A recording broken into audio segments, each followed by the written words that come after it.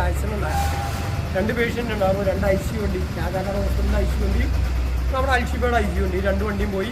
Case അവിടെ നിന്ന് എടുത്ത് നമ്മൾ തൊടുപുഴ ചായയാട്ട് ഹോസ്പിറ്റലിൽ കൊടുത്തിട്ട് തിരിച്ച് റിട്ടേൺ വരുന്ന വഴിക്ക് നമ്മുടെ കൈമറ്റെന്ന് പറഞ്ഞ സ്ഥലത്ത് വെച്ച് വഴി ബ്ലോക്ക് ഉണ്ടാവുകയും അവിടെ നമ്മൾ കുറേ 1 മണിക്കൂറോളം വെയിറ്റ് ചെയ്ത് കിടന്ന് മരമെല്ലാം വെട്ടി മാറ്റിയിട്ട് നമ്മൾ പോയിരുന്ന സമയത്ത് നേരങ്ങൾക്ക് വന്നപ്പോൾ നമുക്ക് നോയമ്പായിരുന്നു. 7 മണിയാണ്. നോയമ്പോഴൊക്കെ വേറെ ഒന്നും കഴിക്കാൻ പറ്റില്ല. അപ്പോൾ നമ്മൾ എന്ത് ചെയ്തു, അവിടെ വന്നൊരു കഞ്ചാവ് കുടിക്കാൻ നിർത്തി. നമ്മളവിടെ വന്ന് കഞ്ചാവ് കുടി കഴിഞ്ഞ് വണ്ടി എടുത്ത് പോരുന്ന വഴിക്ക് അടുത്ത കോൾ വന്നു. എത്രയും പെട്ടെന്ന് അടിമാലി എത്തണം, അടുത്ത കോൾ എടുക്കണം പറഞ്ഞ് അടുത്ത് വന്നു കഴിഞ്ഞപ്പോൾ ഞങ്ങൾ അവിടെ നിന്ന് ലൈറ്റ് ഇട്ട് പോന്നു. പോരുന്ന വഴിക്ക് നേരെ പാലത്തേക്ക് നമ്മുടെ EKK വർക്ക് നടക്കുന്നുണ്ട്. 1 വേ ആക്കി വെച്ചിരിക്കുകയാണ്. അവിടെ ഒരു ഓട്ടോറിക്ഷ ഞങ്ങൾക്ക് അകലെ നിന്ന് കാണാൻ ഒതുക്കിയിട്ടിരിക്കുന്നത്. എന്താണെന്ന് നമുക്കറിയില്ല. അപ്പോൾ നമ്മളതൊന്നും നോക്കിയില്ല, മൈൻഡ് ചെയ്തില്ല. നമ്മൾ വണ്ടിയും പോന്നു. വണ്ടി അടുത്ത് വന്നപ്പോൾ തന്നെ ഇവൻ എന്ത് ചെയ്തു, വണ്ടി എടുത്ത് നേരെ റോഡ് നടുക്കം കയറ്റിയിട്ട് ഒറ്റ ചവിട്ട് നമ്മൾ ചവിട്ടി. എന്തായാലും വണ്ടി തട്ടിയില്ലാൻ പറഞ്ഞ് നമ്മൾ നിന്നു. അവിടെ കഴിയുമ്പോൾ ഭയങ്കര തെറിയാണ് വിളിക്കുന്നത്. നീ ഇപ്പോൾ നേരങ്ങൾക്ക് ചാവ് പിടിച്ചുകൊണ്ട് വന്നിട്ട് നീ എങ്ങോട്ടാണ് പോണേ? മാടയാണ് കോടയാണ്, നിങ്ങൾ കഞ്ചാവാണ് കൊണ്ടുപോകുന്നത്. ഒരു ICU വണ്ടിയാണ്, കഞ്ചാവാണ് കൊണ്ടുപോകുന്നതെന്ന് പറഞ്ഞാൽ കഞ്ചാവ് വലിച്ചിട്ട് നിൽക്കുന്ന ആളാണ് പറയുന്നത്. അത് നേരിയങ്ങനത്തുള്ള മുഴുവൻ ആളുകളോടും ചോദിച്ച ഈ സമയത്ത് 10-20 ആളുകളുണ്ട്. ഈ ആളുകളോടൊക്കെ ചോദിച്ച തെളിവുണ്ട്. ഒരു ആംബുലൻസ് വഴി എതിരെങ്കിലും പോകുന്നുണ്ടെങ്കിൽ വഴിയിൽ നിൽക്കുന്ന ഒരു ഓട്ടോറിക്ഷക്കാരൻ കഞ്ചാവ് വലിച്ചിട്ട് നിൽക്കുന്ന ഒരു വ്യക്തിയുടെ എടുക്കും. നമുക്കൊരു വണ്ടി എവിടെ നിന്ന് എടുക്കുന്നു, എങ്ങോട്ട് പോകുന്നു എന്ന് ആരോടും പറയേണ്ട കാര്യമില്ല. അപ്പം സർക്കാരുണ്ട്, അതിന് പോലീസ് സംവിധാനങ്ങളുണ്ട്. അവരന്വേഷിക്കും, നമുക്ക് അവർക്ക് കൊടുത്താൽ മാത്രം മതി. എന്തായാലും ഇവൻ എന്ത് ചെയ്തു, പാലത്തിന് മുമ്പ് പോലെ പാലം മൊത്തം വട്ടം വെച്ച് പാലം കടന്നു കഴിഞ്ഞപ്പോൾ വണ്ടി വട്ടം ബ്ലോക്ക് ചെയ്തിട്ടു. കാരണം നമ്മളവിടെ നിർത്തിയിട്ടു. ഞങ്ങൾ 5 മിനിറ്റ് അതിൽ ഇരുന്നു. അത് കഴിഞ്ഞ് വണ്ടി മാറ്റിയതല്ല. ഞങ്ങൾ പറഞ്ഞിടവേ വണ്ടി കേസ് എടുക്കാൻ പോകുന്ന, തടയരുത്, തടയുന്ന നിനക്ക് ദൂഷ്യം ചെയ്യുന്നു പറഞ്ഞ് അങ്ങനെ പറഞ്ഞുകൊണ്ടിരിക്കുന്നതിൻ്റെ ഇടയ്ക്ക് ഇവൻ എന്ത് ചെയ്തു, വീൽ സ്പാർട്ടറായിട്ട് ഇറങ്ങിക്കഴിഞ്ഞപ്പോൾ നേഴ്സ് വണ്ടിയിൽ നിന്ന് ഇറങ്ങി സൈഡിൽ നിന്ന് വീഡിയോ പിടിച്ചുകൊണ്ടിരിക്കുക. ഇവൻ്റെ ഫോണിൽ കൂടെ വീഡിയോ പിടിച്ചുകൊണ്ടിരിക്കുന്ന സമയത്ത് ഇവൻ എന്ത് ചെയ്തു, ആ വണ്ടി വേഗം സ്റ്റാർട്ടിങ്ങിലാണ് കിടക്കുന്ന അവൻ്റെ വണ്ടി. ഹാൻഡ് ബ്രേക്കിലാണ്. ഹാൻഡ് ബ്രേക്ക് കൂടിയിട്ട് നേഴ്സിനെ ഇരുട്ടാണ് വണ്ടി വെച്ച് ഒറ്റ ഇടിയാന്ന് പറഞ്ഞു. വണ്ടി ഇടിച്ചിട്ട് നേഴ്സിൻ്റെ 4 പല്ലളായിട്ട് ഉടനെ ഇവൻ എന്ത് ചെയ്തു, വണ്ടി എടുത്ത് വേഗം ഷാപ്പിൻ്റെ അങ്ങോട്ട് വണ്ടി കയറ്റി. ഞാനും കൊണ്ട് പുറമെ വെച്ചു. ആൾക്കാർ കൂടി എല്ലാവരും പറഞ്ഞു ഇക്ക പോട്ടെ, സംഭവം പോട്ടെ. ഞാൻ പറഞ്ഞു പോട്ടെ, ഒരു മനുഷ്യനെ വണ്ടി ഇടിച്ചതിൻ്റെ കഥ എന്താണെന്ന് പറയാം, വട്ടം വെച്ചത് ഞാൻ വിടാം. പിന്നെ എന്തിനും ഇടിച്ചു. കുറേ ബീസ്മാർക്ക് വേണ്ടി ഞങ്ങൾ 2 പേരും തന്നെ അവിടെ ഒരു 10-20 ആളുകൾ കൂടി.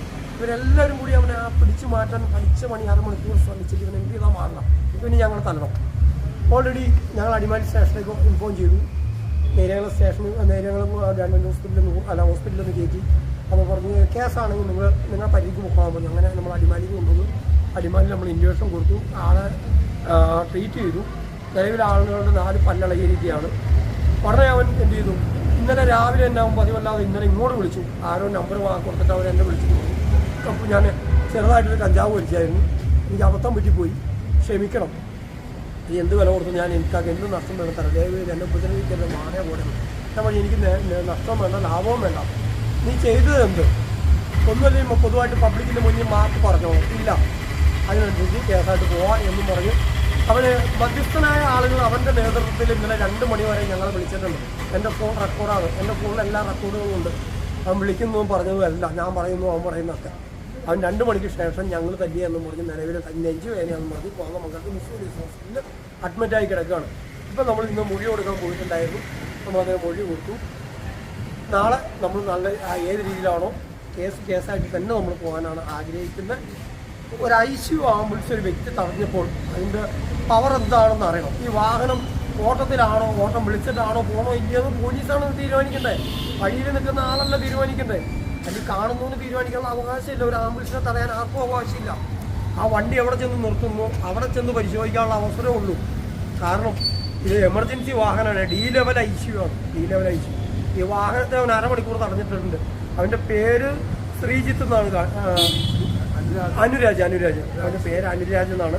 അവൻ്റെ വാഹനത്തിൻ്റെ പേര് ഓമനമ്മ എന്നാണ്. അവൻ്റെ വണ്ടിയുടെ നമ്പറുണ്ട്. പിന്നെ അവനെ നമ്മൾ കണ്ടറിയുന്നതാണ്. നിലവിൽ അവൻ കൊതങ്ങൾക്ക് അവന് നെഞ്ചിൽ നമ്മൾ കല്ല് ചിരിച്ചു നാടേ കോടയെന്ന് പറഞ്ഞ് അവൻ നിലവിൽ അഡ്മിറ്റായി കിടക്കുകയാണ്.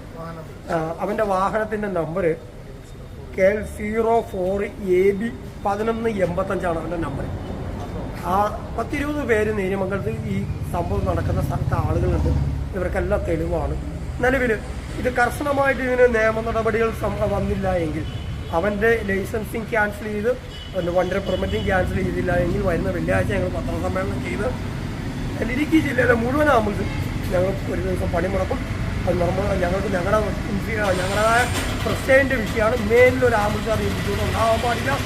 ആംബുലൻസ് തടയേണ്ടി അധികാരികൾക്ക് നടന്നുകൊണ്ട് യാതൊരു പ്രശ്നമില്ല. അവർക്ക് പരിശോധിക്കാനുള്ള അവകാശമുണ്ട്. പബ്ലിക് വ്യക്തികൾ തടയാൻ ഞങ്ങൾ അനുവദിക്കാൻ പാടില്ല. അതിന് സർക്കാർ ഇത് കേൾക്കുന്ന ഉദ്യോഗസ്ഥന്മാരെ വേണ്ട നടപടികൾ സ്വീകരിക്കണമെന്ന് ഞാൻ അഭ്യർത്ഥിക്കുന്നു.